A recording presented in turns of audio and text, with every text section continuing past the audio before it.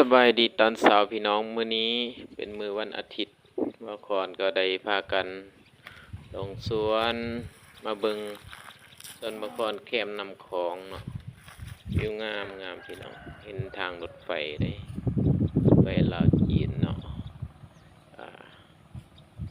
เดี๋ยวมาเบิ่งสวนผักก็ประมาณนี้แหละบ่ได้ใส่ใจปานใดมือหดพักแน่มือบ่ทันหดแล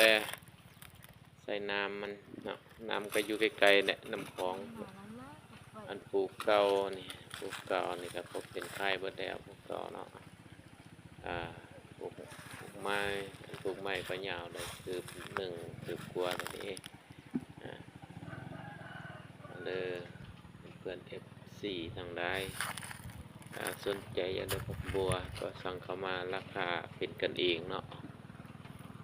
มาอุดหนุนสนับสนุนบาคอนเด้อเพื่อเป็นกำลังใจปลูกผักสวนครัวประจำวันเนาะก็ได้อยู่ได้กิน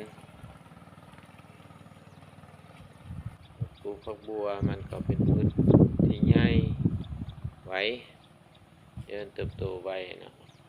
สามารถเก็บขายได้วันนี้ก็ขอขอบใจนำเพื่อนๆ FBFC ทุกท่านขอบใจได้